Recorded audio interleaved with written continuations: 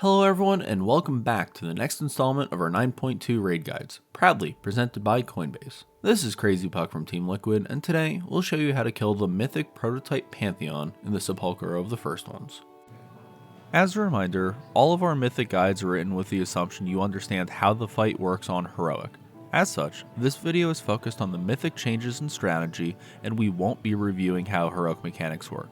If you need a refresher on the basic mechanics, check out the Heroic Guide video on our channel. For this encounter, we recommend 2 tanks, 4 heals, and 14 DPS.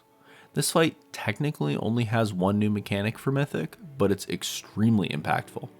It's also just in general a very mechanic heavy encounter, and it is a notable step up in difficulty from the first 4 bosses. There's a lot going on here, and it's really easy to die and really easy to wipe. Expect this encounter to take quite a few more tries than any of the 4 mythic bosses you've done up to this point. The new mythic mechanic here is the introduction of Night Hunter. On the surface, this works much the same that it did on Sire Denathrius. 4 Night Hunter images will spawn, each fixating on a random player. You'll see a line from each Night Hunter to whoever they are fixated on. After 9 seconds, the Night Hunter shoots down the line, hitting everyone in its path.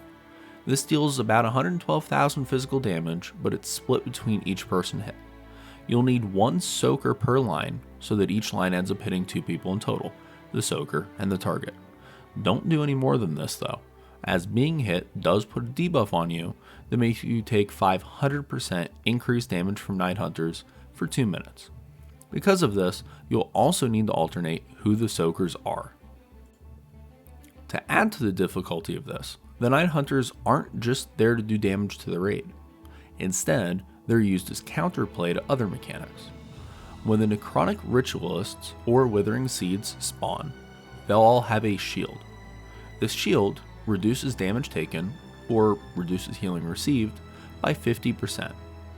Fortunately, when a Ritualist or a Seed is hit by the Night Hunter, it removes the shield. Night Hunters always spawn at just about exactly the same time as the Ritualists and the Seeds, so as soon as the lines appear, the fixated players need to ensure they get to the Ritualists or the Seeds. Make sure the line goes through them. We've linked a weak ore in the description below that you'll want to have the entire raid using, as it'll handle assigning each player targeted to which location they should run to. It's incredibly helpful and will save a bunch of wipes to people running to the same spots. Set up markers at the 4 locations as shown in the weak ore's description. Okay, now that we've talked at length about the Night Hunters, let's go through each stage. In stage 1, you'll get Ritualists about 10 seconds into the encounter. You'll want your DPS spread around the room, with 3 to 4 people assigned to each ad. Blow them up as quickly as possible. If you have more than 4 melee players, you're going to need some of them on some of the side ads instead of them all staying on the northern one. You'll handle the winds like you do on Heroic, don't get hit by swirlies. Ensure you have an interrupt rotation for the Prototype of War's Gloom Bolt. You don't want any of these getting off. Handle the Rune Carver's Death Touch just like Heroic, run to the bubble and call for a Dispel. You'll want to ignore the second set of Necrotic Ritualist ads that spawn and just nuke the boss. Push into stage 2 before the platform gets covered in goop and you die. This did get more difficult once Blizzard changed the phase to push at 40% instead of 50%, but with double Legos, you should be able to make this damage check. In stage 2, we recommend you bring both bosses towards the north as soon as they spawn. You want to get them together as quickly as possible to maximize your cleave uptime. You'll get seeds about 10 seconds into the stage.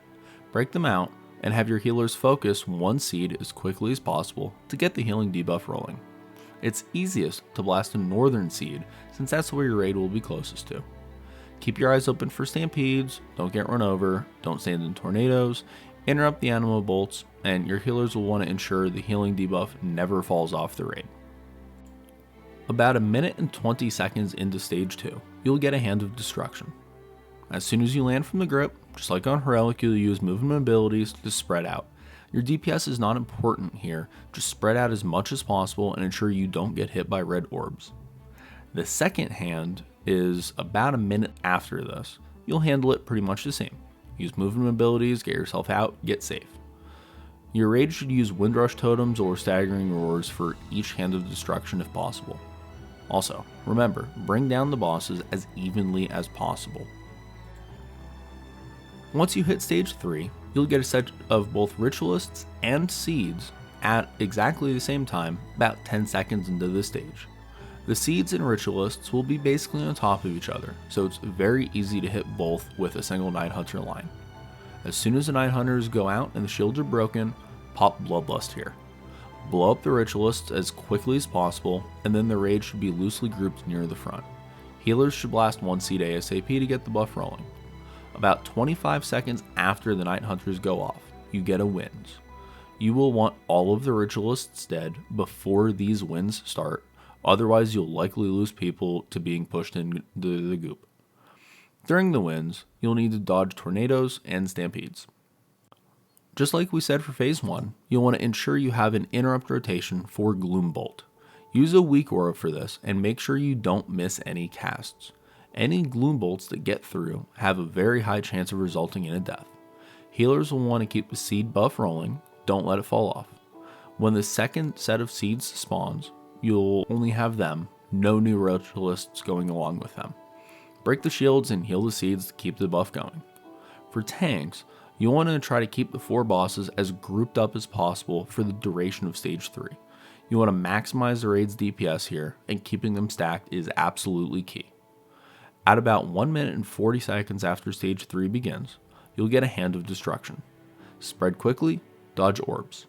At the tail end of the orbs, you'll get another winds cast, so make sure to be safe and don't stand in bad things. By this second winds, the bosses should be very low. Make sure you keep their health even, keep nuking, and bring them down. As we said at the start, this fight is very mechanic heavy, and it'll take your raids seeing each part of the fight several times to get the feel for it. The last phase is just back-to-back bad things being thrown at you, and it gets extremely hectic. Don't stand in the bad things, keep your eyes open, pay attention, and always have a path planned in case a stampede or tornado gets close to you. This encounter is going to take you a few pulls, but your team will learn everything as you see more and more of the fight, and you'll bring it down. If you enjoyed this guide, remember to like it and make sure you're subscribed to the channel to catch all of our previews, guides, kill videos, and more.